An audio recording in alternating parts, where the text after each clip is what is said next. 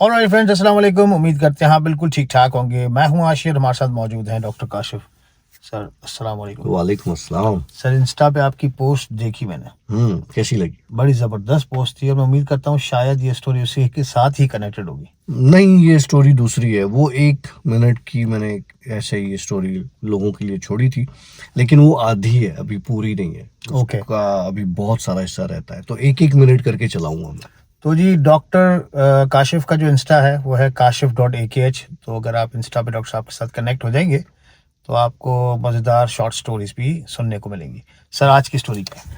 आशी, एक बच्चा होता है, जिस तरह से लावारिस होता है, यतीम कह लो, कोई आगे पीछे नहीं होता। जिस तरह से हम देखते हैं किसी बाजार में जाते हैं, बच्चे भीख मांग रहे होते हैं, या कहीं कुछ खाने को बैठते हैं, या कहीं मॉल शॉल या मार्ट वार्ट से निकलते हैं ना, कितने ही फकीर, तुम्हें पता ही जो हालात हैं। और इस तरह से जो बच्चे होते हैं, वो एक बच्चा उसी तरह का एक होता है जिसके आगे पीछे कुछ होता नहीं है, और उसको यही आदत होती है भीख मांगना और वहीं से अपना गुजर बसर करना और फिर कहीं सो जाना।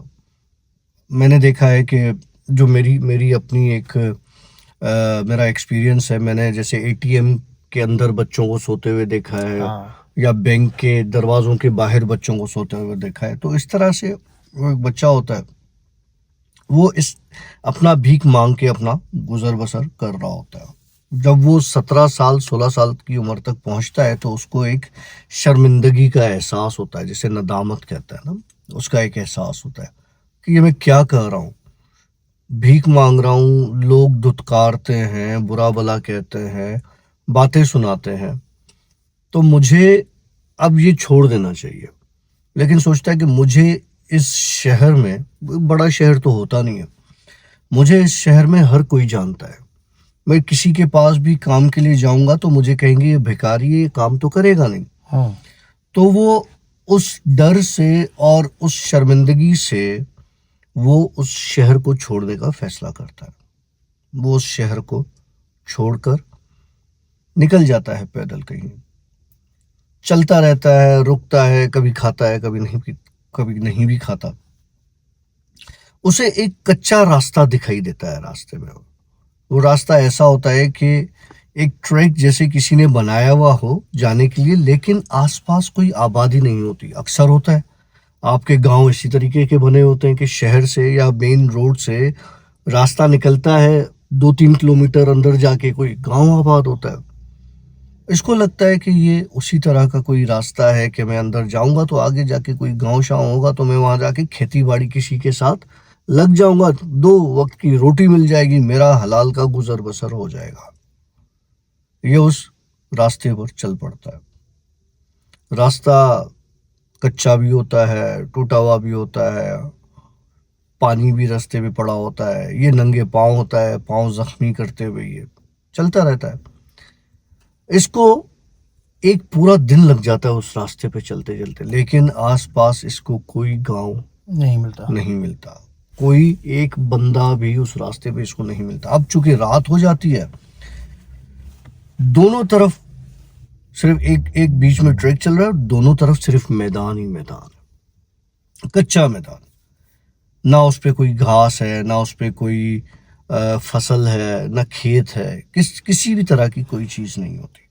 ये हैरान भी होता है कि मैं किस जगह पर आ गया हूँ, एक पूरा दिन में चला हूँ, लेकिन ये इतना थका हुआ होता है कि उसी रास्ते पर उसको ये एहसास होता है कि यार हो सकता है यहाँ से कोई गुजरे तो मुझे देख ले, तो उसी रास्ते के कॉर्नर पर एक एज पर लेट जाता है कि कोई ना कोई तो देखेगा। ये सो जाता है, भूखा होता है, थका हुआ होता है, उसको नींद आ जाती है। इसकी रात को जब ये सो जाता है, काफी देर के बाद इसकी आंख खुलती है। आंख खुलती है तो इसके कानों में किसी की सरगोशी की आवाज आ रही होती है, जैसे कोई आहिस्ता आहिस्ता बोल रहा हो। सरगोशियां होती हैं, इस तरह की इसको आवाजें आती हैं। ये बड़ा परेशान होता है, कहता है यार ये आवाज किसकी है। ये आंखें खोलता है तो देखता है इसके इर्द गिर्द लोग मौजूद हैं। ये खुश हो जाता है, ये कहता है शुक्र है लोग तो हैं। तो वो इससे पूछते हैं कहाँ से आए हो। یہ بتاتا ہے میں یہاں سے آیا ہوں, میں یہ کرتا تھا, وہ کرتا تھا. وہ کہتے ہیں اچھا ٹھیک ہے, تو تم ایک کام کرو, تم ہمارے ساتھ چلو. وہ بیسیکلی قافلے کی شکل میں ہوتے ہیں جو لوگ ہوتے ہیں. وہ کہتے ہیں ٹھیک ہے, ہم اسی طرف آگے جا رہے ہیں, تم نے کچھ کھایا ہے؟ تو کہتا نہیں میں نے کچھ نہیں کھایا. وہ اسے کھانے پینے کو کچھ دیتا ہے. کہتے کہ چلو تم ہمارے ساتھ چلو, تم ہمارے علاقے میں چل کے محنت مزدوری بھی کر لینا, تمہیں اس کی اجرت بھی مل جائے گی, اور تم آرام سے وہاں پہ رہ بھی جانا. یہ حامی بھرتا ہے اور ان کے ساتھ چل پڑتا ہے. یہ قافلہ چلتا جاتا ہے, چلتا جاتا ہے, چلتا جاتا ہے. صبح ہونے کا نام ہی نہیں ہوتی. اس کو یہ محسوس ہوتا ہے کہ یار یہ تو کافی لمبا سفر طے کر لیا, کیونکہ مجھے ایسا لگ رہا ہے کہ 2-3 دن کی مسافت ہو گئی ہے. پھر سوچتا ہے نہیں یہ ہو سکتا ہے میرا گمان ہو, میرا وہم ہو, کہ 2-3 دن ہو ہی نہیں سکتا, رات ہے تو یہ تو رات ہی ہوگی, یہ ناممکن ہے. اس میں سے ایک عورت اسے کہتی ہے کیا سوچ رہے ہو؟ تو یہ کہتا ہے میں اتنی دیر سے چل رہا ہوں, پہلے میں نے اتنا لمبا سفر طے کیا, پھر میں ایک جگہ پر آ کر سویا, پھر آپ سب لوگ آ گئے, آپ لوگوں نے مجھے کھانا کھلایا, پھر ہم چلتے جا رہے ہیں یہاں تک کہ میری ٹانگیں کام نہیں کر رہی, اتنی دیر میں تو صبح ہو جانی چاہیے. تو کہتی ہے تم بہت زیادہ تھکے ہوئے ہو, اس لیے تمہیں ایسا لگ رہا ہے کہ ہم بہت زیادہ چلیں, ہمیں چلتے ہوئے ابھی کچھ دیر ہی ہوئی ہے. تم ایک کام کرو, پیچھے جو گاڑی آ رہی ہے وہ کچے وہ ہوتے ہیں نا, جس طرح سے بیل گاڑیاں ہوتی ہیں اور اس طرح کی, تم ایک کام کرو, پیچھے گاڑی میں, بیل گاڑی میں پیچھے تم لیٹ جاؤ, تم تھکے ہوئے ہو, تم سو جاؤ, جہاں پر قافلہ رکے گا صبح ہونی ہوگی, صبح ہو جائے گی اور تمہیں پتہ چل جائے گا. یہ اس کو اس بیل گاڑی میں لٹا دیتے ہیں, قافلہ چلتا رہتا ہے, یہ پکی نیند میں سو جاتا ہے. جب صبح اٹھتا ہے تو دیکھتا ہے کہ آس پاس کچھ بھی نہیں ہے, نہ کوئی لوگ ہیں, نہ کوئی قافلہ ہے, نہ کوئی گاڑی ہے. یہ بڑا پریشان ہوتا ہے, کہتا ہے یار مجھے ایسے بھی کیا پکی نیند آ گئی, اور ان کو ایسا بھی کیا کہ یہ مجھے چھوڑ کے چلے گئے, انہوں نے تو مجھ سے کہا تھا کہ ہمارے ساتھ چلنا, ہمارے پاس چل کے محنت مزدوری کرنا, یہ لوگ کہاں چلے گئے. خیر یہ بڑبڑاتا رہتا ہے. دیکھتا ہے کہ اس کے سرہانے, جیسے یہ اٹھتا ہے تو اس کے سرہانے ایک چھوٹا سا تھیلا پڑا ہوا ہوتا ہے, اس میں کھانے پینے کی کچھ چیزیں پڑی ہوئی ہوتی ہیں. یہ سمجھ جاتا ہے کہ ہو سکتا ہے مجھے انہوں نے اتار دیا ہو, ساتھ میں کھانا رکھ دیا ہو. یہ کیا کرتا ہے, اپنا کھانا وانا کھاتا ہے, کہتا ہے یار یہ راستہ آگے ہی گیا ہے اور یہ لوگ پیچھے تو جائیں گے نہیں, آگے ہی جائیں گے, تو میں آگے جاتا ہوں. ایک ناشتہ کر کے, کھانا کھا کے اپنا سفر, وہ تھیلا چھوٹا سا اٹھا کے اور اپنا سفر جاری رکھتا ہے. تھوڑی دیر آگے جاتا ہے تو اس کو ایک ویرانے سے, جس طرح سے حویلی ہوتی ہے پرانی, اس طرح کی ایک ٹوٹی پھوٹی کھنڈرات کی طرح کی ایک حویلی نظر آتی ہے. لیکن اس حویلی میں اس کو آوازیں آ رہی ہوتی ہیں. وہ کہتا ہے یار ہو سکتا ہے یہ قافلہ یہاں آیا ہو, یا ہو سکتا ہے وہاں کوئی رہتا ہو. یہ کیا کرتا ہے کہ اس حویلی کو جیسے ہی دور سے دیکھتا ہے اس کی طرف بھاگنا شروع کرتا ہے. بھاگتا ہوا جب اس حویلی کے دروازے تک پہنچتا ہے تو دروازہ حویلی کا کھلا ہوا ہوتا ہے. یہ اندر چلا جاتا ہے. اندر جا کے یہ آوازیں دیتا ہے, اس کو کسی کی آواز سنائی نہیں دیتی. یہ کمرے جا کے دیکھتا ہے, کمرے باقاعدہ جس طرح سے سجے ہوئے ہوتے ہیں, جیسے کوئی ڈیکوریٹ ہوئے ہوئے, بیڈ پڑا ہوا ہے, آئینہ پڑا ہوا ہے, ساری چیزیں پڑی ہوئی ہیں.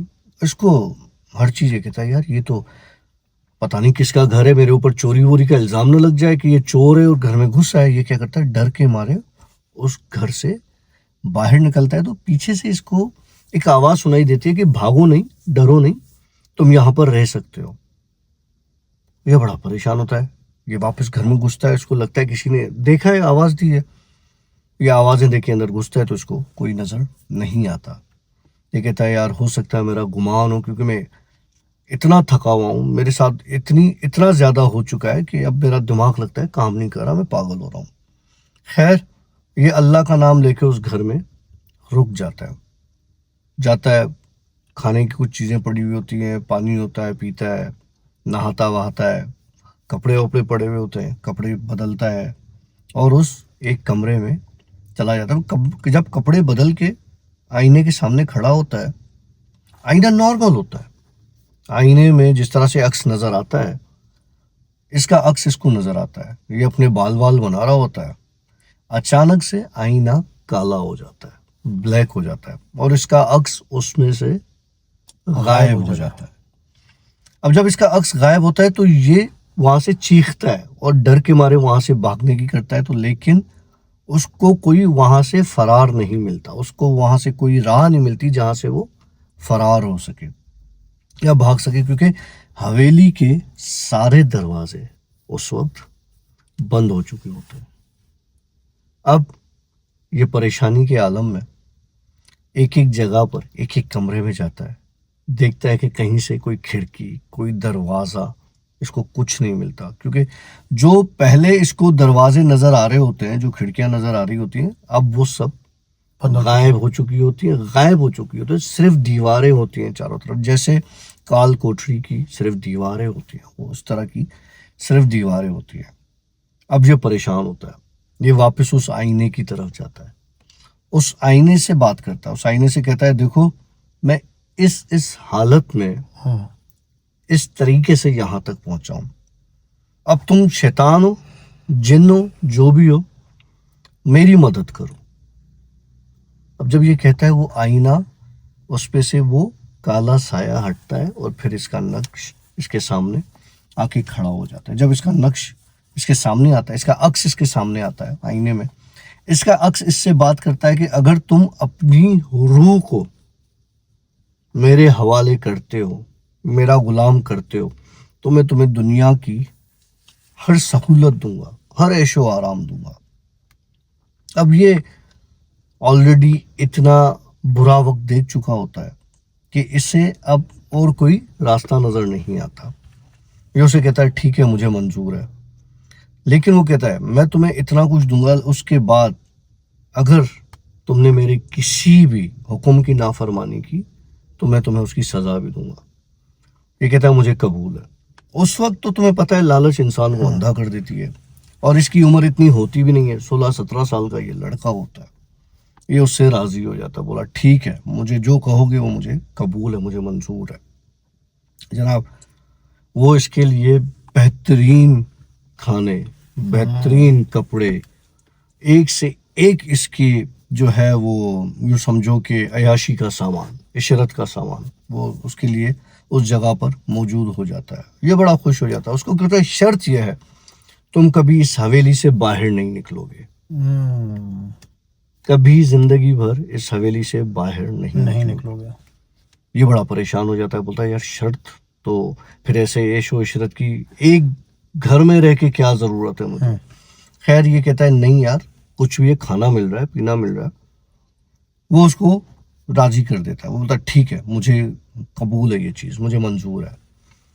दिन गुजरते जाते हैं, अलग अलग किस्मों के इसको खाने मिलते हैं इसको, क्योंकि टीनेज से अब वो इतना बड़ा हो जाता है, 1 साल से ऊपर का हो जाता है, तो 18-19 साल में इसकी डिज़ायर्स शुरू हो जाती हैं, इसको अलग अलग तरह के सुकून मिलना शुरू हो जाते हैं, इसको पार्टनर्स अलग अलग तरह की मिलना शुरू हो जाती हैं। तो ये एक बड़ा अयाशी की ज़िंदगी में एक गुजार रहा होता है, लेकिन वो जो कुछ भी उसको मिल रहा होता है वो सिर्फ एक शैतानी और जिन्नाती तौर पे मिल रहा होता है उसे। ये तो इंसान होता है, लेकिन इसे ही पता नहीं होता कि मेरे साथ, मेरे सामने अगर कोई औरत आ रही है या कोई लड़की आ रही है या मेरे सामने कोई चीज़ आ रही है तो ये नॉर्मल नहीं है, लेकिन क्योंकि उसके साथ एक प्रॉमिस, एक पैक्ट किया हुआ होता है, तो वो उसके तहत उसको चीज़ें आती हैं, ये इस्तेमाल करता है और आखिर ये तंग आ जाता है।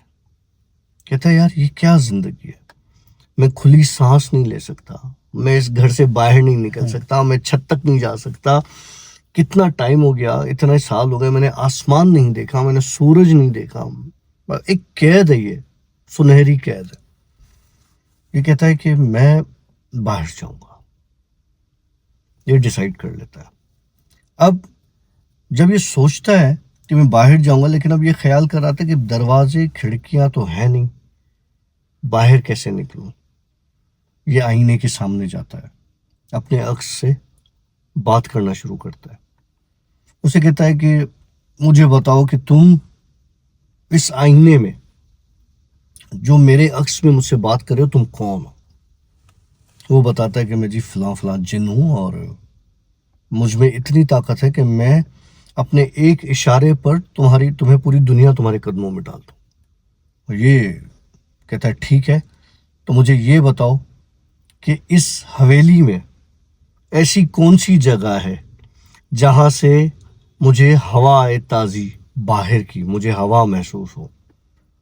تو وہ کہتا ہے وہ تبھی ہو سکتی ہے جب تمہارا عکس اس آئینے سے غائب ہو جائے گا. اوکے. مطلب کہ آئینہ دوبارہ کالا پڑ جائے گا، سایہ پڑ جائے گا. وہ کہتا ہے یہ کیسے ہوگا؟ بولا یہ تو میں نہیں بتا سکتا، لیکن یہ جب اس طرح سے ہوگا تبھی تمہیں تازہ ہوا کی یہاں پہ محسوس ہوگی. یہ اب پریشان ہوتا ہے، چیزیں کھنگالتا ہے، ادھر سے ادھر سے دیکھتا ہے. اس کو ایک چھوٹا سا کتاب ملتا ہے، بالکل چھوٹا، اتنا ہاتھ جتنا. اس میں الگ الگ کاغذوں پر اسی آئینے کی تصویریں ہوتی ہیں. پہلے کالا آئینہ ہوتا ہے، پھر اس میں ایک بندہ دکھایا ہے، وہ اس کا عکس ہے، پھر سامنے عکس ہے. اس طرح سے یہ کاغذات کو پلٹتا رہتا ہے. تو اس میں دیکھتا ہے کہ آخر میں ایک آئینہ جو ہے جو سامنے پڑا ہوا ہے اس میں کریک ہے. اچھا. اور کریک ہونے کے بعد وہ آئینہ کالا ہو جاتا ہے. اب اس کو سمجھ میں آتی ہے کہ مجھے بھاگنے کا راستہ اوپر والے نے بتا دیا ہے کہ میں اب یہاں سے کیسے فرار حاصل کروں. یہ کیا کرتا ہے کہ جس کو دن اور رات کا تو پتہ نہیں چلتا کہ کب دن ہو رہی ہے کب رات ہو رہی ہے، تو یہ بند ہوتا ہے. یہ کیا کرتا ہے، وہاں پیتل کا ایک برتن پڑا ہوا ہوتا ہے. اس کو پتہ نہیں ہوتا کہ اس پیتل کے برتن کے پیچھے کیا راز ہے. اس پیتل کے برتن میں جس میں اس کو کھانا ملتا ہے، جس میں اس کو پینے کے لیے ملتا ہے، وہ سارے پیتل کے برتن ہیں. اس میں ایسا کیا ہے کہ اس پورے گھر میں صرف پیتل کے ہی برتن پڑے ہوئے ہیں. لیکن وہ کیونکہ بھاری ہوتے ہیں، یہ پیتل کا برتن اٹھاتا ہے اور شیشے کو توڑ دیتا ہے. جیسے ہی شیشے کو توڑتا ہے تو شیشہ پورا سیاہ ہو جاتا ہے. سیاہ ہونے کے بعد لوگوں کے چیخنے کی آوازیں اس حویلی میں شروع ہو جاتی ہیں، اور ایسا لگتا ہے کہ حویلی کی اینٹیں اب گر رہی ہیں. اور حویلی کی اینٹیں گرنا شروع ہوتی ہیں. یہ وہاں سے بھاگنے کی کوشش کرتا ہے، لیکن اس کو دروازے اس وقت بھی نظر نہیں ملتے.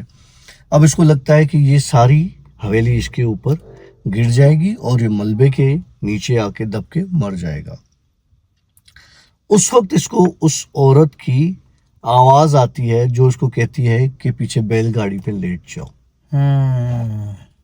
وہ کہتی ہے کہ تم اپنا جو تمہارے پاس کھانا پرانا جو اس میں وہ بیگ تھا جو اس کو دیتی ہے، اس بیگ کو اٹھاؤ. اب یہ اس بیگ کو ڈھونڈنے کی کوشش کرتا ہے کہ وہ بیگ کہاں ہے.